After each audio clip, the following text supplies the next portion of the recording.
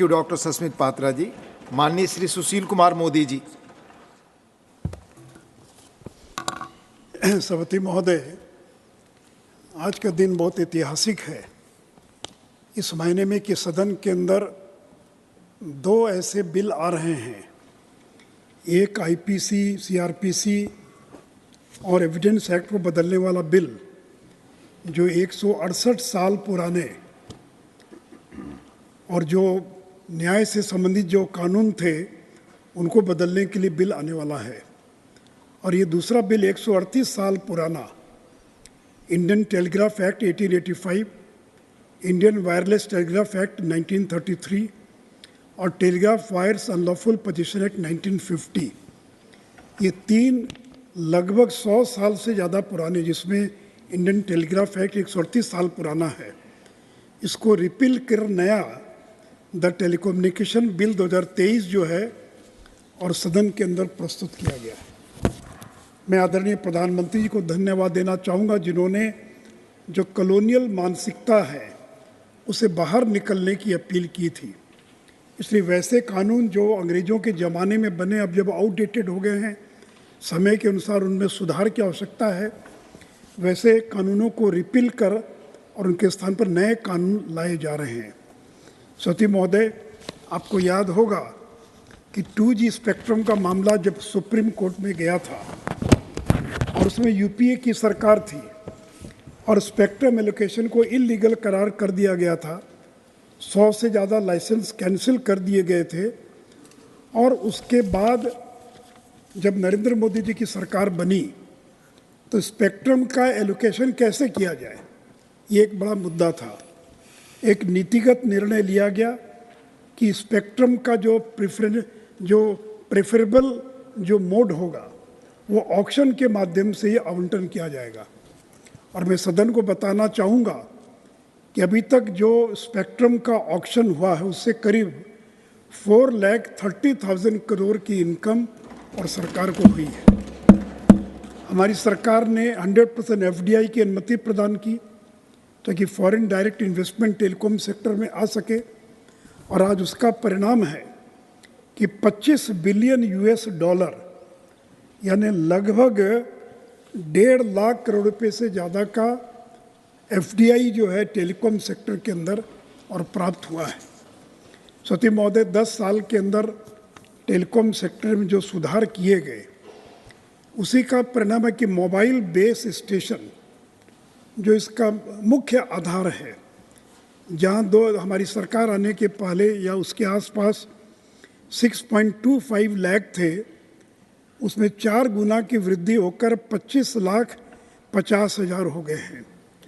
Broadband internet user ये जहाँ 1.5 करोड़ थे, that has been increase to 85 crore.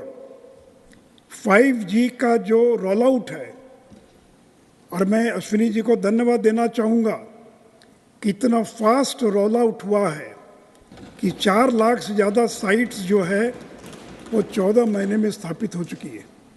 और अब बिहार सरकार 6G को लाने में लगी है। 5G का ज़माना चला गया, अब हम 6G के दौर के अंदर प्रवेश कर रहे हैं। सती महोदय, सबसे बड़ी समस्या रहती थी कि जो टावर लगते थे उनके क्लियरेंसेस में बहुत समय लगता था। तो मैं सदन को बताना चाहूँगा कि 85% टावर का क्लियरेंसेस विद इन सेकेंड्स, यानी मिनट में नहीं, सेकेंड्स के भीतर उसका आवंटन हो रहा है। राइट ऑफ वे, ये जो केबल बिछता है, बाकी बिछता है सड़क के किनारे, राइट ऑफ वे की जरूरत पड़ती है। तो जहाँ राइट ऑफ वे के अप्रूवल में 230 डेज लगते थे, that has been reduce to only 10 days. और इतना नहीं सौती महोदय, 100 से ज़्यादा जो कंप्लाइंसेस थे, जो रिपोर्ट्स फाइल करनी पड़ती थी, उनको हमारी सरकार ने हटाने का काम किया है। सौती महोदय, जहाँ एक और हम ऑक्शन से स्पेक्ट्रम का एलोकेट कर रहे हैं, वहीं पर पब्लिक इंटरेस्ट में हमने एडमिनिस्ट्रेटिव असाइनमेंट यानी प्रशासनिक तरीके से हम स्पेक्ट्रम का आवंटन कर रहे हैं। खास करके मेट्रो को अगर आवश्यकता है, कम्युनिटी रेडियो को अगर आवश्यकता है, ब्रॉडकास्टिंग के लिए अगर आवश्यकता है, डिफेंस के लिए आवश्यकता है, रेलवे के लिए आवश्यकता है, पुलिस के लिए आवश्यकता है, तो इन विभागों को या इन संस्थाओं को ऑक्शन में जाने की जरूरत नहीं है। जनहित में प्रशासनिक तरीके से उनको स्पेक्ट्रम का आवंटन किया जाएगा।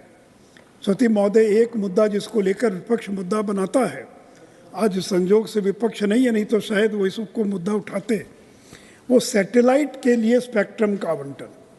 क्योंकि इस बिल में प्रावधान किया गया है कि सैटेलाइट के लिए जो स्पेक्ट्रम का जो आवंटन होगा वो तकनीकी कारणों से ऑक्शन के द्वारा संभव नहीं है, इसलिए वो प्रशासनिक तरीके से और उसका आवंटन किया जाएगा। और मैं इस संदर्भ में बताना चाहूँगा, माननीय मंत्री विस्तार से बताएंगे कि ये जो पूरे विश्व के अंदर जो सैटेलाइट है, चूँकि उसका कोई एरिया डिफाइन नहीं है, ये जो बाकी जो स्पेक्ट्रम है उस तो भारत की सीमा के भीतर है, लेकिन जो स्पेक्ट्रम का जो सैटेलाइट का जो स्पेक्ट्रम का लोकेशन है, तो इसके लिए पूरे दुनिया में कहीं भी ग्लोबली ऑक्शन का प्रावधान नहीं है। और ट्राई को ये जिम्मेवारी दी गई है कि किस तरह से उसकी मेथोडोलॉजी होगी, उसको वो तय करेगा, उसकी प्राइसिंग के बारे में भी और वो विचार करेगा। एक और मुद्दा है जिसकी चर्चा विपक्ष करता है कि देश के हित में नेशनल राष्ट्रीय सुरक्षा के कारणों से अगर आवश्यकता पड़ी तो टेलीकॉम सर्विसेज को सरकार अपने हाथ में ले सकती है। इसकी भी कई बार आलोचना होती है, लेकिन अमेरिका में 26/11 की घटना घटी या बड़े बड़े जब तूफान आते हैं तो उस समय सरकार की ये मजबूरी हो जाती कि पूरे टेलीकॉम सर्विस को अस्थायी तौर पर और वो अपने हाथ में ले सके। और सती महोदय, ये जो टेलीकॉम सेक्टर ये सनराइज सेक्टर है और जिसको AGR कहते हैं, एडजस्टेड ग्रॉस रेवेन्यू, ये करीब 3 लाख करोड़ का यह आंकड़ा पार कर चुका है।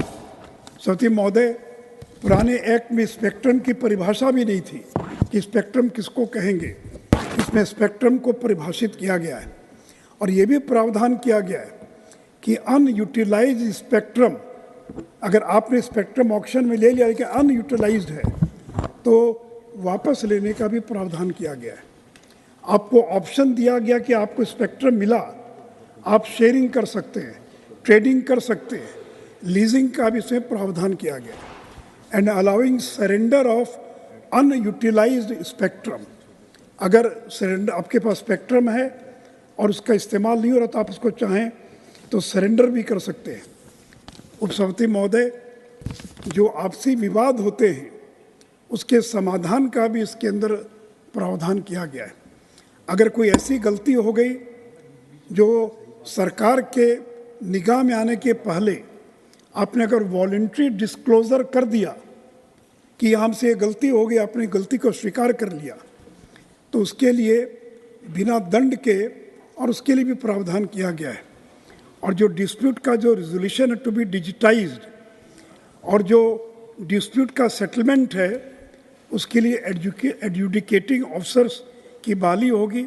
TDSET के अंदर भी आप समाधान के लिए जा सकते हैं और डेजिग्नेटेड कमिटी ऑफ अपील, इसका भी इसके अंदर प्रावधान किया गया है। सभापति महोदय, एक फंड है पहले से बना हुआ USOF के नाम से जाना जाता है। हर टेलीकॉम कंपनी को अपने जो AGR है उसका एक हिस्सा USOF में देना पड़ता ताकि उस पैसे का इस्तेमाल कर सुदूर इलाकों के अंदर टेलीकॉम नेटवर्क को ले जाया जा सके। उसका नामकरण बदलकर USOF से बदलकर डिजिटल भारत निधि उसका नाम किया गया है और अब उसका इस्तेमाल रिसर्च और डेवलपमेंट के लिए भी किया जाएगा। सभापति महोदय, एक सरकार की आलोचना होती है बार बार कि आपने इंटरसेप्ट कर, 2 आदमी बातचीत कर रहे हैं, उस 2 आदमी की बातचीत को आपने इंटरसेप्ट कर लिया। तो मैं इतना ही कहना चाहूँगा कि आज भी टेलीग्राफ एक्ट में इंटरसेप्शन का प्रावधान है, ये कोई नया प्रावधान नहीं है। आज भी आप राज्यों में देखते हैं, राज्य को भी अधिकार है, 2 अपराधी बातचीत कर रहे हैं, कोई ऐसी बातचीत है जो देश और राज्य की सुरक्षा के हितों के खिलाफ है, तो उसको इंटरसेप्ट करने का और प्रावधान है। तो इससे कोई नया प्रावधान नहीं डाला गया है, वही लॉफुल इंटरसेप्शन जो संविधान के दायरे में है और सुप्रीम कोर्ट के जजमेंट के दायरे में है, उसको इंटरसेप्ट करने का इसके अंदर प्रावधान किया गया है। एक और बात का मैं ध्यान आकृष्ट करना चाहूँगा कि ये जो सोर्स है, जो टेलीकॉम इक्विपमेंट्स हैं, ये बड़ी संख्या में बाहर से आते हैं। अब हो सकता है कि हमने विदेशों से आयात किया, उस हार्डवेयर में कोई ऐसी चीज़ लगा दें ताकि यहाँ पर उसके द्वारा सर्विलेंस हो, स्पाइंग हो, स्नूपिंग हो।